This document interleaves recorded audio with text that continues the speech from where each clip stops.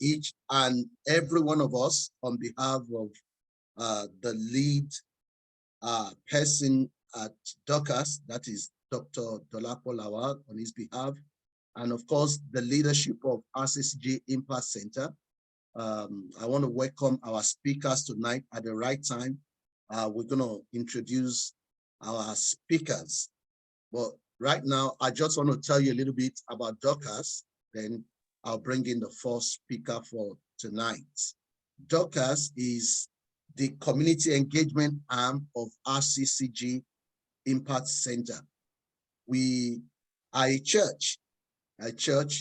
Christian church that enjoys the benefit of a charitable status. And that has actually helped us. It has helped with all our deliverables in the community. We are a church that loves to add value. We are called Impact Center because we believe that we are a light and we love to shine our light. We are very proactive. Therefore, we offer our support to members of the community when we are called upon.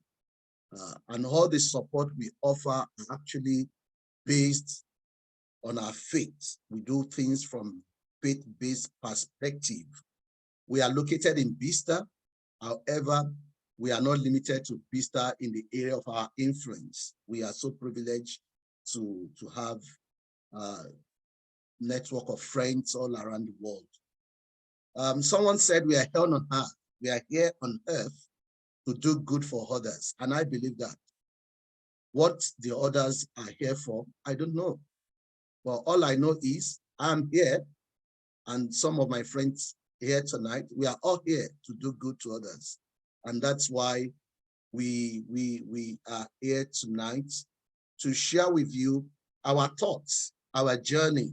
And I believe that this is going to help one or two of us, particularly with this, the increase in living costs, the high living costs that everybody is talking about. We hope that the thoughts we're going to be sharing tonight is going to add value to as many of us that will take it on board. Now, before I bring the speaker in, I just want to share some things with you. In terms of when we're talking about mental health, when you're talking about mental health, I did a talk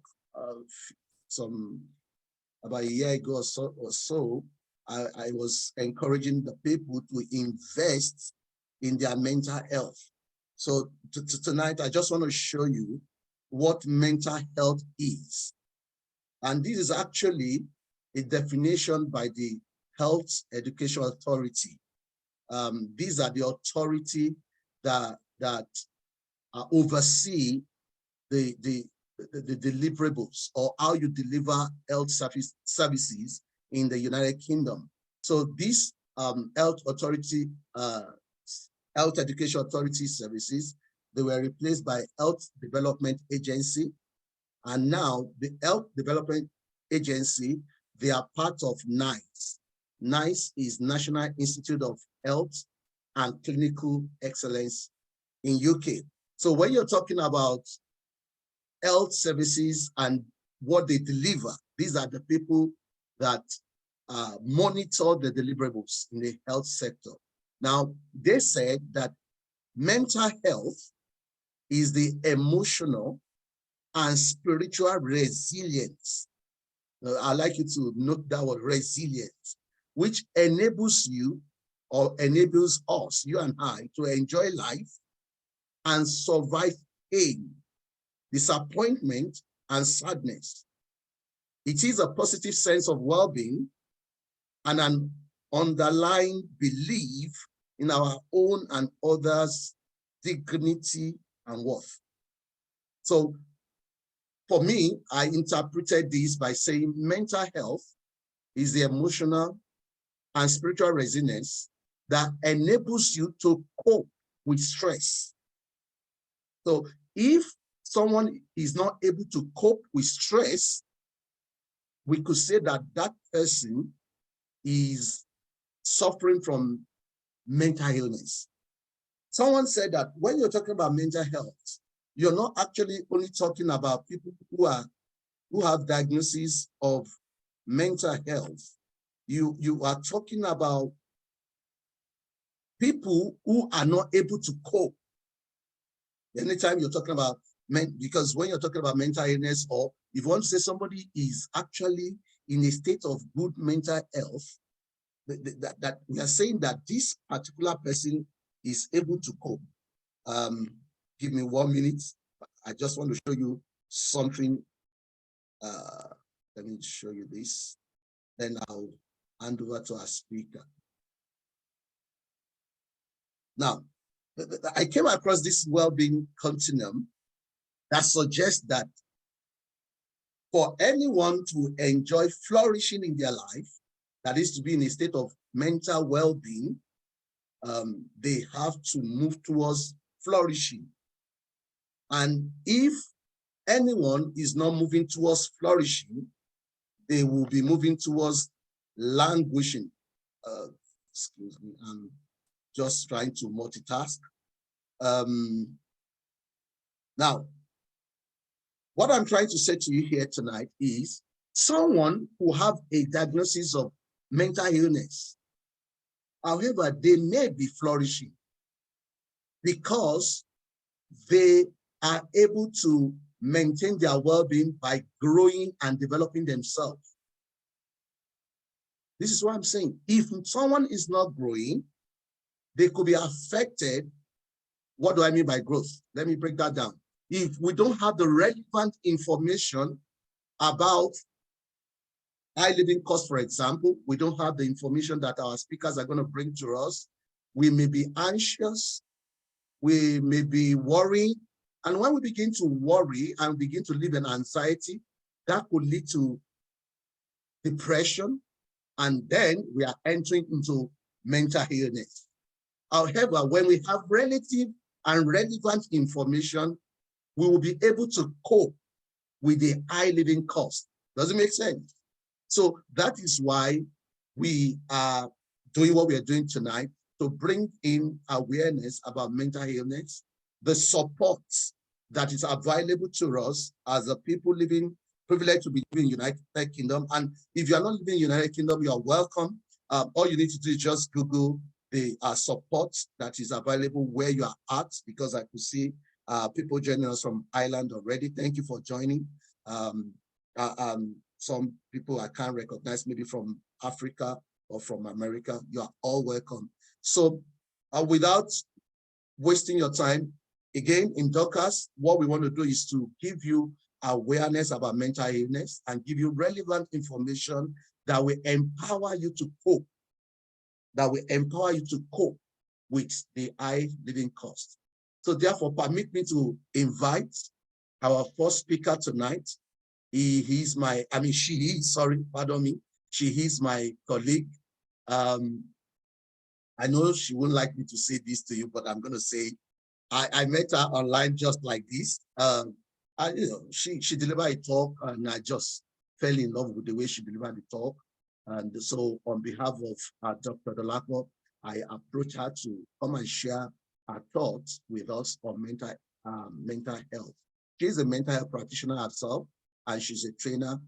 Please join me tonight as we welcome Selina Poon, as she had value to us on this platform tonight. Selina, the floor is yours. You're welcome. Thank you so much, James. That's very kind of you. Thank you all for joining in. It's my first time doing something like this, so please, I'm sending my apologies in advance for any mistakes or anything. Like James said, my name is Selina. By background, I'm a mental health nurse like him, and currently I'm a clinician in a practice development area, so I help to train people and develop within the NHS where I work. By background, I am from Nepal. I moved to the UK 12 years ago, I think. Sounds long, but it's not that long. but yeah, so that's about me. I'm just gonna share my screen, and hopefully I can work this out.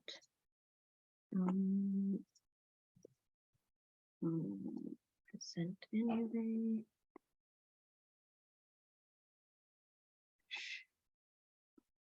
This one. Can you see my screen? Yep, thank you. If for any reason, if someone's raised your hand, I've missed out because I'm looking at the slides, please just interrupt me or just unmute and interrupt. That's not a problem at all. So I'm not a teacher. I'm not here to teach you anything today, but I just wanted to. I feel very grateful to be part of this initiative and for James to be invite me in this platform. So I would like to use this platform more like bringing awareness into mental health, rather than telling you guys what to do, teaching you, but rather than giving you information on the support around us if you're struggling with mental health in general, or even related to, of course, rising cost of living. So just before we dig deep in, and I want to make this session more like a discussion, more like a reflective, because we're all busy, we've got our job, and sometimes we don't talk to each other about how we're doing, how are we coping. So I want to use this platform for people to talk amongst each other as well. But before I do that, I just gathered some statistics when I was trying to look into about this topic, and I thought maybe I'll put like a quiz question just to find out, just to gauge on how, if people have, how much you know about the socioeconomic adversity and its effect on mental health, basically. Again, it's not a test. I'm not here to test you. Just tick whatever you think is the right one. Again, if it was a face-to-face session, I'm sure we would have arranged something if you've got the right answer, but you'll get a virtual clap. I'm going to use something called Mentimeter because it's easier to engage, especially when you're using quiz. But again, if you don't want to use Menti, that's perfectly fine. You can just give us your answer, just unmute yourself or put it on the chat. So this is the instruction here. It's easy. If you've got a phone with you, you can just scan the QR code here. Or if you're using a laptop or another device, you can just open a web browser, go to Google and just type www.menti.com, and then it will ask you to put code, and that's the code here. So I'm just going to copy the code and put it on the chat if anyone wants to use Menti. That's the code there.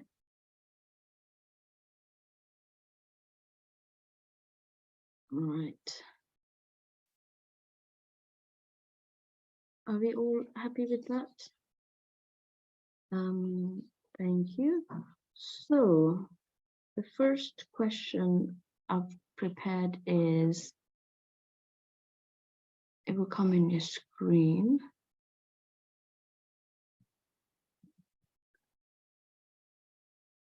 So people of lower socioeconomic status have a higher likelihood of developing and experiencing mental health problems. Do you think it's true or false?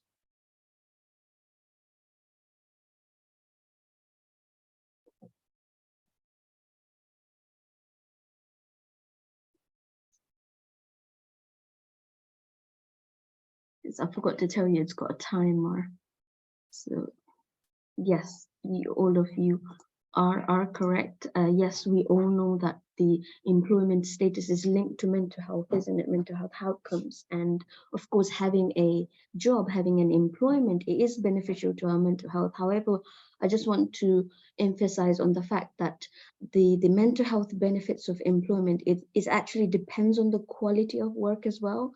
So if the work is low paid, for example, or insecure, or if it poses health risk, then of course it's going to be damaging to mental health eventually, isn't it? So just wanted to highlight that as well. So the next question will come up on the screen. What percentage of therapists cite cost of living concerns negatively impacting people's mental health? Do you think it's 25% or 66 or 88?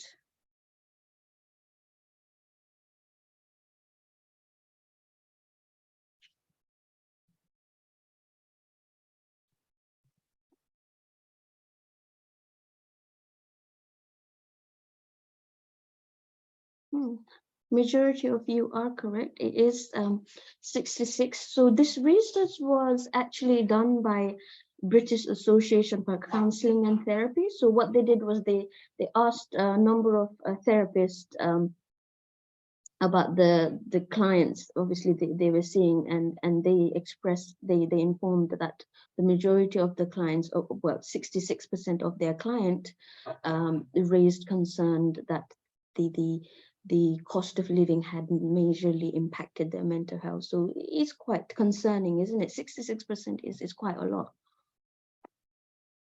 Thank you for that. Next question.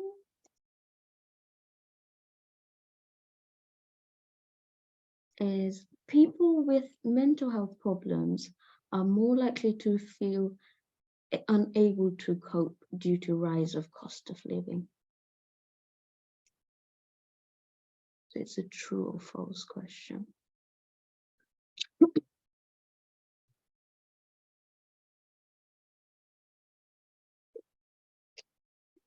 Yes, that is right. So all of you are correct. It is true. And what they found was it's actually almost twice likely. So people who are suffering or struggling with mental health, they are twice more likely to feel this way compared to other general, like other people who have got stable mental health. So what they did was they surveyed over 4,000 group of people over the last 6 months. And this is what they found. So people struggling with mental health problems, it was really they were really finding it difficult to cope due to the rising cost of living. So it is, to be honest with you, people, it's having mental health problems, they obviously going to struggle with many aspects of day-to-day life, isn't it? But then knowing or having this increasing cost of living, it's just added extra pressure onto them, isn't it? So it is quite a lot. So moving on to the next question. So how many in 10 people are concerned about how they will pay their household bills? So is it 6 in 10 people, or do you think it's 4 in 10 people, or do you think it's 8 in 10 people?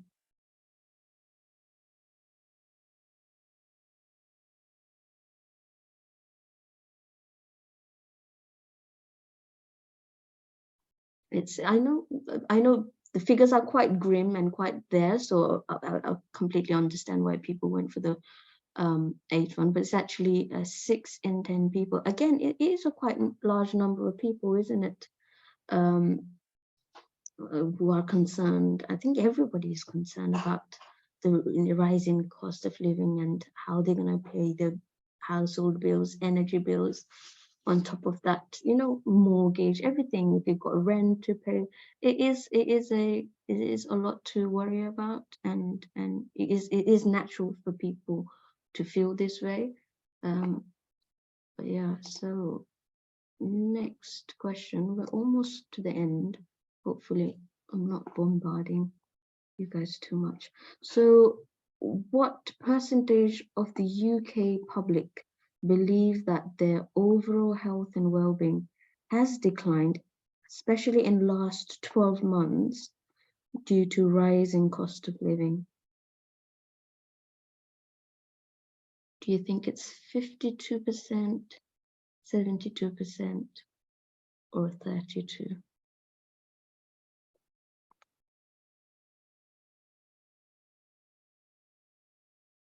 So what they did a polling, right? And what they found was, yes, 57% people, they think that rising cost of living is a threat to their health. But then overall of 72%, they actually believe that their overall health and well-being has significantly declined, especially in past 12 months due to the rise of cost of living. So yes, that's the answer. I think this one's the last question. Yeah. So people who struggle with housing and are on housing benefit are how many times more likely to have a common mental health problems?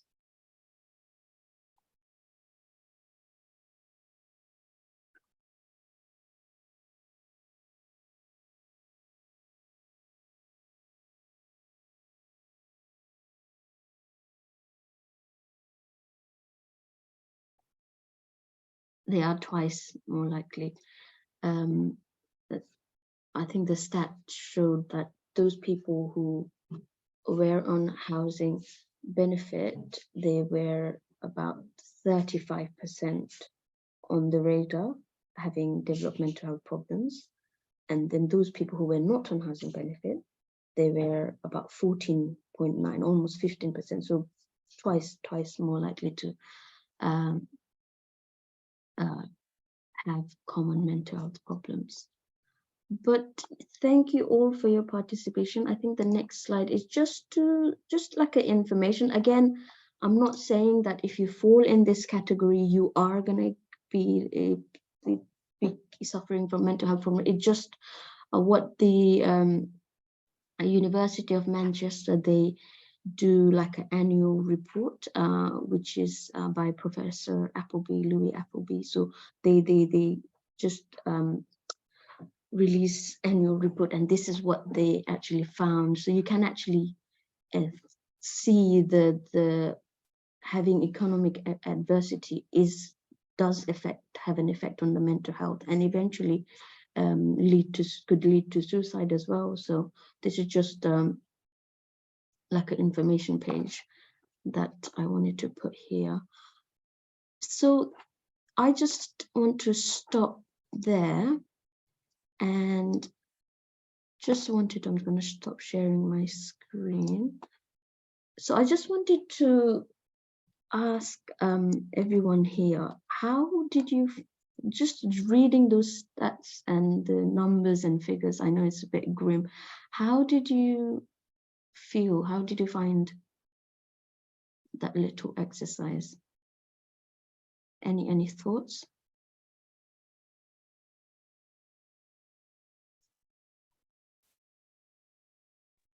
That's a bit worrying, isn't it? It is Mhm. quite worrying. Yes, it is.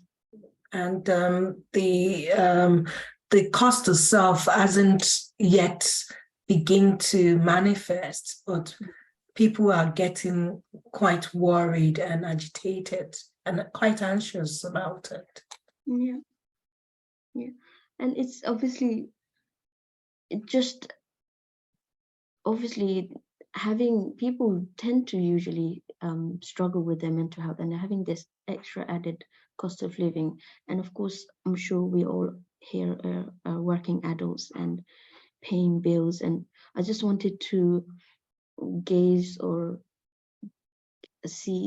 find out what people are doing. How are you coping when you're struggling? Not just related to rising cost of living, just in general. Are you struggling, and when you struggle, what are the methods or what are the things that you use to cope? If you would like to share, because again, I'm not going to sit here and say, oh, this is going to be good for you, this is what I've done, and this is going to work for you. No.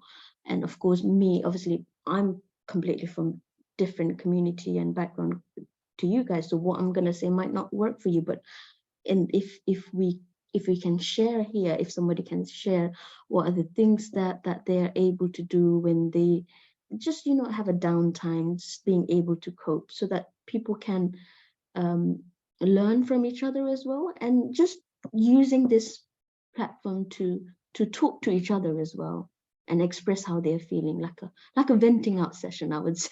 Because people don't usually talk because we're all busy, we've all got full-time job, we don't really talk. So just have this session, have this moment, just think about it.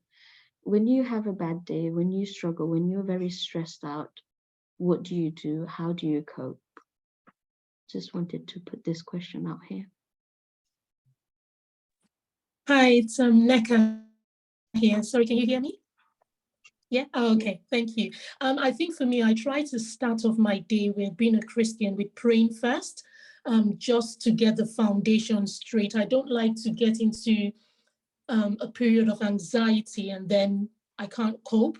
So because I tend to worry sometimes, I start off my day with praying, and then when I get, then I think from a work perspective, as much as I can, I try to not make myself indispensable, but try to make sure that at work, I'm actually seen as a contributor.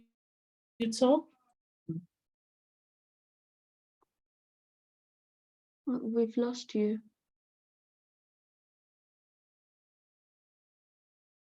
Oops.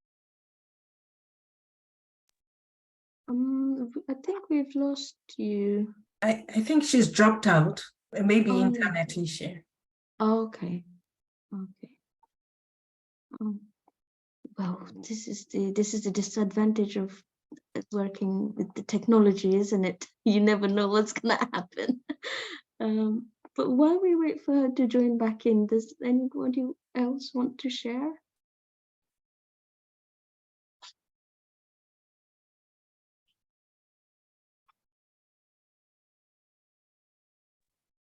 Sorry, I got cut off.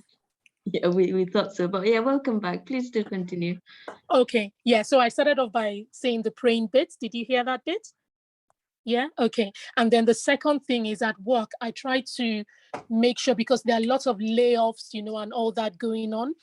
So I try to make sure that as much as possible, I do the best I can, so that when it comes to making myself almost indispensable, if you like, plugging myself into different projects, you know, and making sure that I get feedback from my bosses as to how I'm doing and all that, just so that I'm not spreading myself thinly, but I'm making myself also more marketable. And I think what's really helped is with the feedback I've gotten from my bosses, it's kind of like, oh, so Neka, can you work on that project, so that if they're ever thinking of laying people off, you know, most companies are looking for people who can plug into different facets of the organization rather than staying in one lane. So I think just to curb that anxiety, just making sure at work I'm up there doing the best I can. But most importantly, I think my faith is what I rely on during this period, because there's really nothing else. Because with everything else I've done, how else can I cope? And also, talking to my friends as well, having a good support system, being part of a church, being part of a community of friends, I think has certainly helped. Thank you. Thank you, Nikki. That's amazing. Like whatever you said, that's exactly what I am trying to make sure that you understand, bring awareness, encouraging you, talk to people, reach out to the support network around us, and something like this is amazing. Like you've got people from your community you can share, and then if you're struggling with something, with your own issues like stresses and all that, and you go and talk to someone, it doesn't necessarily mean that you have to try to help solve their problem, but just being present and just listening as well does help a lot. So just is there anyone else who could relate what Nika just said? Do they do something like this, similar to this, to help them with their mental health? I am going to have my session soon, which I'm going to talk a lot about some of the strategies to cope. But one thing that is just coming to my mind now is controlling and be in charge of what you are able to control. You see, there's just so much going on in the news right now that is depressing. And one good thing you can control is that remote control of your television. If you think something is going to impact your mental wellness, switch it off. You don't need to listen to the news.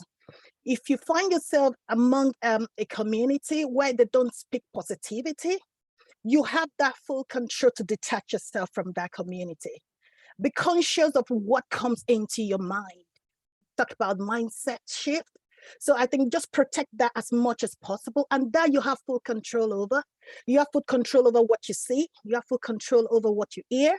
You have full control over where you find yourself and the community or the surrounding you find yourself. And that is very important. So many macroeconomic situations right now, currencies, we don't have control over. I'm going to talk a lot about that. We don't have control over the inflation. We don't have control over the interest rate. But one thing you do have control of is yourself. So if the news is giving you headache, is causing you sleepless night, please switch it off. If the community you find yourself around are not encouraging you positively, pull yourself out of that community. Find another community that will encourage you, that will pull strength into you, that will push you forward. I think that is very crucial. The things we have full control over, embrace it. Yes, definitely. Thank you, Nikki. Like, that's amazing. Like, exactly. I'm just going to echo what Nikki just said. Don't stress or don't waste your time over something that's beyond your control, because things happen no matter what you do. You can't change things, but one thing you can change or control is yourself, isn't it? Trying to block if you get in negative energy from your surrounding, from television or people around you, just think about your own self and just move away. That's what you can do, isn't it? You can't tell people to shut up, or TV stop trying to you journalists are talking rubbish. We can't control none of them, but we can control ourselves. But yeah, thank you for that. That's amazing. I just I just gathered some. Yes, we've got our loved ones and social support around us, but apart from that, we do have other communities that you can seek support from. I'm just gonna share my screen, and I'm sure Nikki has got lots of more information as well, a later part of the session today. But so I just gathered, like, just when you get a chance, have a look at these helpful communities around here. I don't know how many male audience we have here today, but yesterday it was actually International Men's Day, so I thought I'll put some resources particularly for our male people in our society, because obviously I come from ethnic minority background as well, so and I'm pretty sure it's kind of similar where you come from as well, like, you know, men being, or you have to be strong, you can't be weak, and you can't they just say they can't cry. I just want to make awareness to people, bring awareness to people that men, they can also be vulnerable, but that doesn't mean that you have to suffer in silence. These are all these very helpful communities around here, and these are things that are very successful, like Talk Club. This is one of the charity. I don't know if you know this famous boxer Tyson Fury. He struggles with mental health himself, and he supports lots of mental health charity, and he actually supports Talk Club. We've got Andy's Man Club, and I'm sure even here or even in your community, there might be someone who's a single parent, and being a dad might have some stress about things going on. They can just check out Dad's house as well. They do, it's very helpful community. Even main walk talk, this is very good. So I've seen people somewhere in London here, like I've seen a group of people, and obviously I didn't have the courage to go and approach them because they were across the road as well, but they had this T-shirt on, and I just found that's such a great way to bring awareness and just listening to people and just telling people like you're not alone. Just talk to somebody. And yeah, we've got all other communities around here that you can just have a look online. And just other resources, of course, we've got our NHS. If you are struggling through anxiety, depression, stress, and you want to talk to someone, yeah, you can talk to the GP. They can refer you to the IAP services. You can check out this website called mind.org. It's a very good website. I personally like it because it's not complicated at all. It's the language used in there. It's very plain and simple, which I like it, because obviously English is not my first language either. So sometimes I do not understand some of the things I read. I'm like, what does that mean? But then the stuff that's on the Mind website, it's very easy to access, plus easy to understand as well. I'm sure Nikki is going to talk about the money saving finance aspects as well, but I added a link here so you can yeah, have a look. And just on the right hand side, these are all the and whatever the information that I spoke about today. It's just a list of things that the resources reference I found from. But with that being said, I'm very glad to be here, and thank you for listening. Before I go away, this is the last thing I wanted to share to people. Please, please, please be kind to your mind. Do not struggle in silence. Make sure you speak with someone, speak to people who you can trust, speak to your loved ones, and of course, very important, look after your mental health and well-being, and make them part of your daily routine. It's not just when you're, oh, I'm stressed today, what can I do, and then think about it. Just make it like a habit. Like Nike earlier, she talked about her routine, what she does, and she finds it very helpful. So just make sure thinking about your own mental health and well-being, there's no harm in that. So make it part of your routine. So that's all I'm gonna say. Hopefully it was not too overwhelming to everyone, and again, I feel very grateful to be here present in this platform. And again, if there is any mistakes or anything, please accept my apology. I have to leave because I'm traveling, so I can't stay for the whole journey here on the session. However, if you've got any question for me, please do link up with James, and he will get to me. And I will hand the mic over to Dee. Thank you for the wonderful talk.